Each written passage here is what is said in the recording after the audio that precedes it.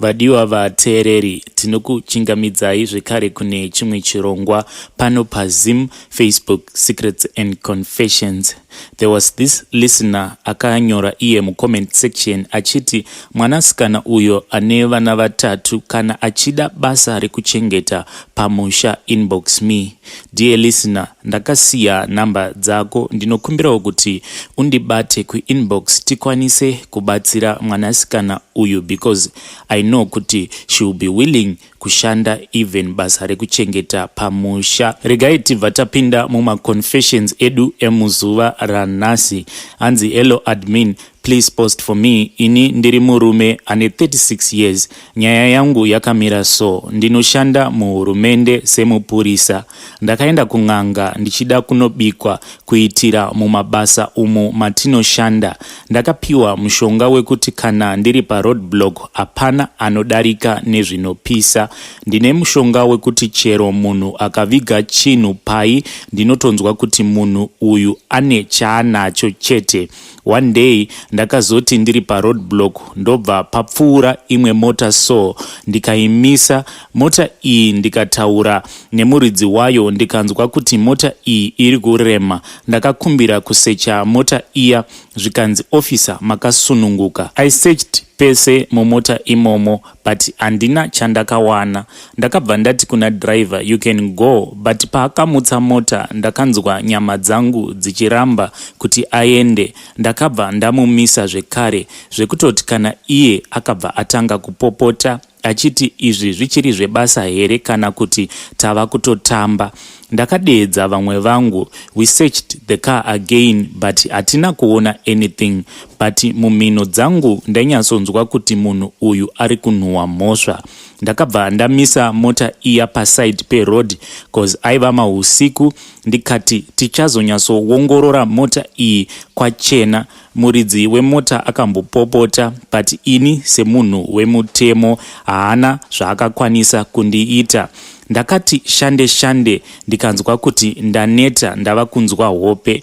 Ndakaenda mumota yedu yepolisi ndikanorara, ndikabva ndatanga kurota ndichiratidzwa painge pane zvinhu zvainge zvakatakurwa nemota iyi. When I woke up, I went straight kumota iya. Ndikananga pasi pemota painge pakasungirirwa spare wheel. Ndikatora zvipanera ndikasunungura spare wheel riya ndikarivhura. Ndikaona muspare wheel muine 3 nyanga dzezvipembere.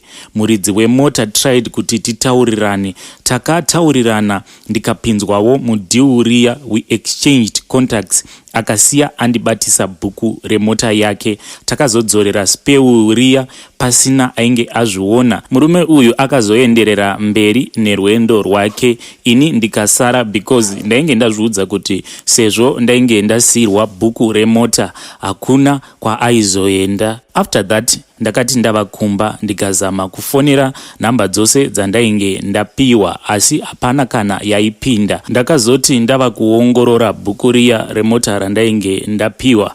Ndakazoona kuti bhuku iri raitova reimwe motikari. Motikari iyi yainge yakatobheuka kudhara. Ndakabatikana ndikarwadziwa because ndainge ndava kutozviona ndava mumari asi mweya wangu unombofunga kumuendera kung'anga. Please hama ndibatsirei ndisaita madecisions asingaiti. Ndiyo yanga iri confession yedu yekutanga. Izvi zvichakonzera kuti titye kudarika pama roadblock kana tiine simbi dzinenge dzichipisa, asi zviriko here izvi. Regai tiende panyaya yedu inotevera. Tsamba inotevera yabva kune mwanasikana wechidiki hanzi hello mukoma, ini ndiri mudzimai ane makore 19.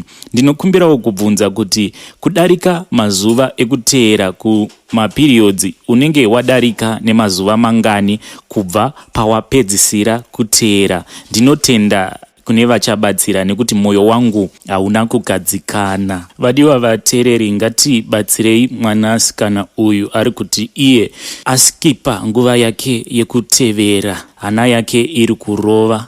zvimwe kuda mai vanenge vachiti ndigere nemwana mumba, izvo mai makatogarawo neumwe mukadzi atokura ava kuziva zvose zvinoitwa mukurarama. Regai tiende panyaya yedu inotevera. Hanzi, hello brother Nashi, please hide me. I am going through a tough time. I just found out that my wife is cheating nechurch member. Mukadzi wangu ndagara naye pasi, iye akabvuma kuti ndiye akatonyenga murume uyu.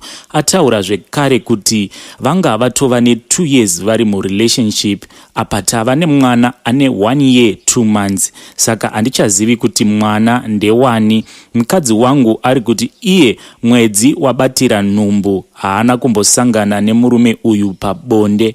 Mind you, tiri vafundisi, handizivi kuti neSunday ndichatarisana sei nesangano. I am heartbroken. I have cried kuna Mwari, but the heavens have remained quiet. Kuti ndiudze vanhu kuti mudzimai wangu ndizvo zvaaita, ndiri kushaya pekutangira. Ndarwadziwa kuziva kuti while pregnant my wife was having bonde riri unprotected nemurume uyu. Handina wekuti ndingashare naye dambudziko rangu, asi ndichangotevera muma-comments sahaidi. This was the last comment yandaka receive nezuro ndisati ndarara. By the time yandaka zorara, I was questioning myself kuti will I be able to keep on doing this? But makuseni pandazomuka ndichiverenga comment yaiva pa YouTube yekuti mwanasikana uya ane vana 3 kana achida basa rekuchengeta musha ngauye. I felt re-energized and I told myself, let the show keep on going. Regai tiende panyaya yedu inotevera. Hanzi, hello Nashi, ini ndakaroorwa nemurume wekunyika kuno kwandiri. Tichatanga kudanana zvose zvaiva right. Asi ndakatanga kuona kuti murume wangu anorova. Iye akanditi problem inyaya yekuti anonwa mapiritsi ekuwedzera testosterone yake. Saka zvaikonzera kuti iye aite hasha dzakawandisa. There was a time patakanetsana akandidzipa pahuro. Later on akazokumbira ruregerero. Chinondidzimba moyo wangu ndechekuti kana tikanetsana, kana tava mubedroom, anondimanikidza kuti ndione mavideos evanhu vari kuita bonde, kunyangwe ambokurova, kunoripota kumapurisa, kungotambisa nguva, nekuti chitendero chedu mukadzi unofanira kuva pasi pemurume. Murume uyu akatanga kupopota, anoita kana ma-hours achipopota. Dzimwe nguva anokuudza kuti wakandidira mari yangu, I will divorce you. Zvekuti at the end of the day, I feel as if marriage yangu is not going anywhere. Zvese ndinazvo, zvekuti ukandiona ndichifamba, you will never imagine kuti ndiri muZimbabwe. But deep down, I regret kuti dai ndakaroorwa nemunhu werudzi rwangu, zvimwe kuda ndingadai ndiine mufaro. Vana chaivo vatakazvara vari kutora hasha dzababa vavo, because murume wangu anogara aine hasha. Last time hanzvadzi yangu yakafona ichikumbira mari yekuti mwana akwanise kuregister for Form 4 exams. My husband paakadropa call akabva avhura wallet yake akanditema nekadhi rake rekubank akati go and send. This is what happens kana ukaroora munhu mutema. Ndakatanga kuchema ndichienda kumota, but akauya akatanga kuti you are my queen, I am sorry. Saka zvese izvi zvinoita kuti ndive confused kuti murume uyu anondida here kana kuti handidi. Ndine chishuwo chekuendawo kumusha, asi kana ndikangodaro anobva aita kuti family yangu iuye kunyika kuno kwandiri. My family vanobva vafara, but havazivi kuti musi wavanodzokera kuZimbabwe, murume wangu anobva atanga kupopota achiti tarisa zvaita furniture yangu yazara mastains. Zvinhu izvi zviri kundidestroya mukati, zvekuti I feel kuti moyo wangu wangova feelingless. I feel nothing. Pa Facebook chaipo handibvumidzwi kuisa mapics angu, even a wedding day rangu oro evana vangu. Ndiri kungorarama an empty life. I need your emotional support. Kumudivosa handikwanisi nekuti muchitendero chedu ndikadivosa murume wangu, vana vangu will be shunned by the whole community. Ndakazotaura navanzvadzi ava ndikavabvunza kuti ko sisi chitendero ichi chamuri kuti chinotendedza kuti mukadzi arohwe nemurume wake ndechipi? Ivo vakazoti ini nemurume wangu tiri maMuslims, uyezve panhau yedivorce vakati once ndikangodhivorsa murume wangu, even pawill vana vangu vanobva vabviswa, nekuti it's part of their religion kuti mukadzi haafaniri kudhivorsa murume wake. Hanzi murume ndiye ega ane mvumiro dzekudhivorsa mukadzi. So ndinokumbira kuti tingopawo sisi vedu ava emotional support. Regai tibva taenda panyaya yedu inotevera. Hanzi makadi mukomanashi, please vigai chitupa changu. Ini ndine secret yekuti ndakambobatikidzwa ndiine mukadzi wemunhu. Murume wacho anoshanda cross country, but akangokaruka atodzoka apa vanhu ava vaiva ne1 room. Lucky enough mbedha wavo waiva wakagara pazvidhina. Mukadzi wacho akabva ati pinda pasi pembedha, ini ndikabva ndapinda pasi paya. Apa paiva pafloor pachitonhora, but usiku hwese ndakashinga hangu, but ndaigwagwadza nechando. Murume uyu akazoita bonde nemukadzi wake. Murume uyu akazoti kunze kwava kuda kuidza akatanga kugadzirira kuti abude, asi aiti pose paanenge achirasa mvura aibva aburitsa mweya.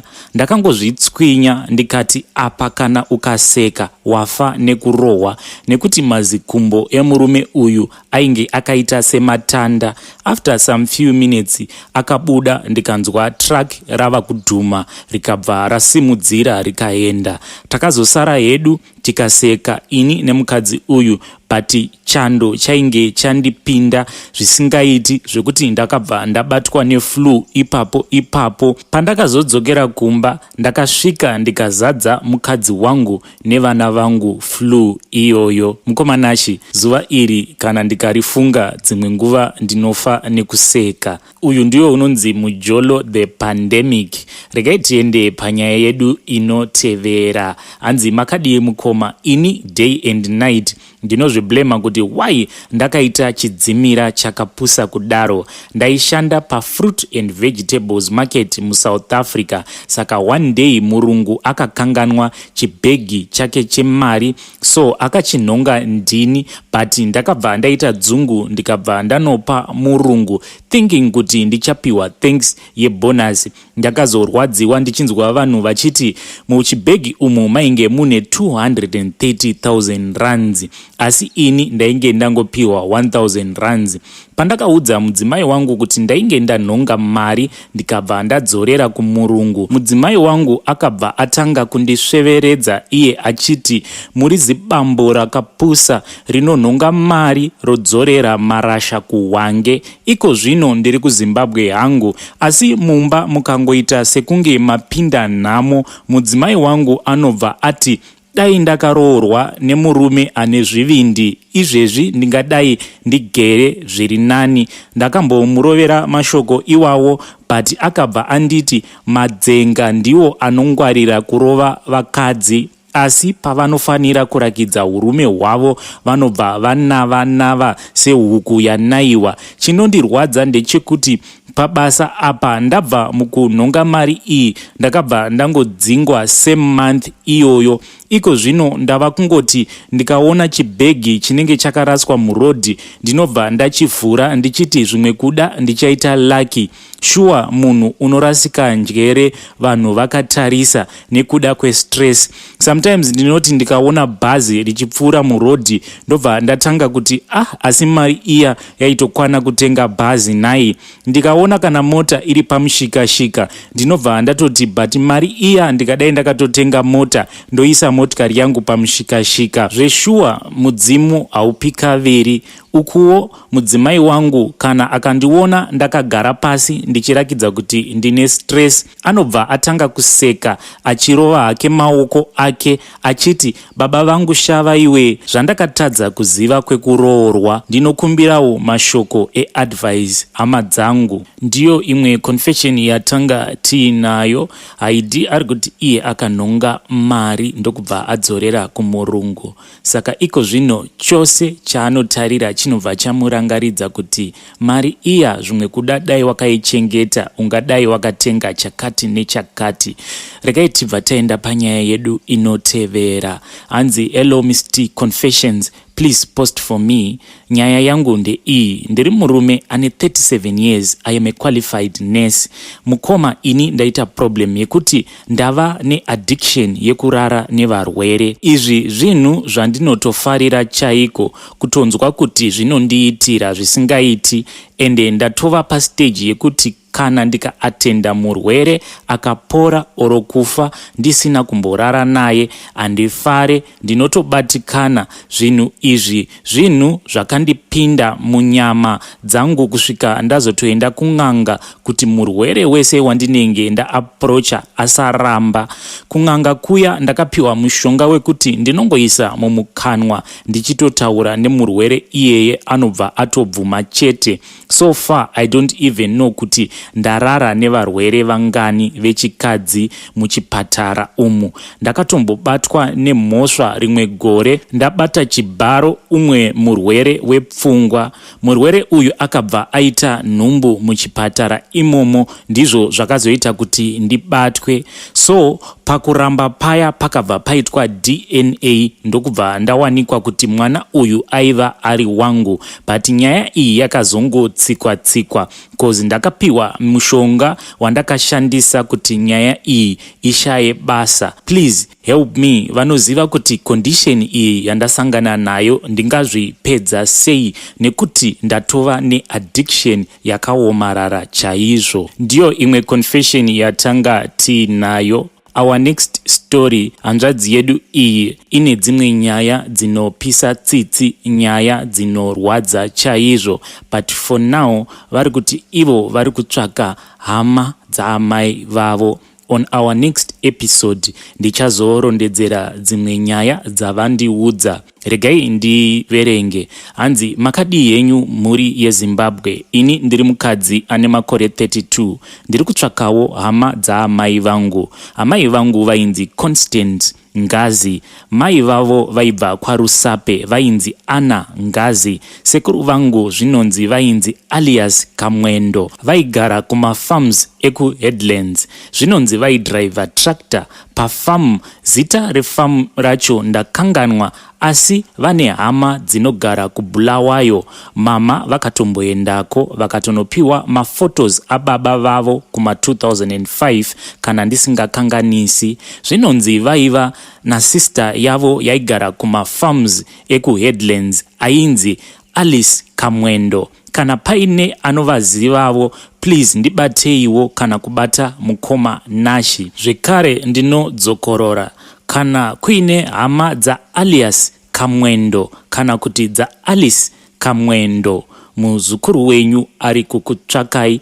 Dzimwe hama idzi hanzi dzinogara muBulawayo, Alice Kamwendo kana kuti alias Kamwendo. Please inbox me if you have that information. Ndikusanganidzei nemuzukuru wenyu. Also, pananga ndichirekoda for this episode, mwanasikana uya anonzi Lorraine kana muchamurangarira, uya wekuti muning'ina wake akatanga kubuda mhopo panhengo pake, iyewo akazotangawo kubuda mhopo idzi.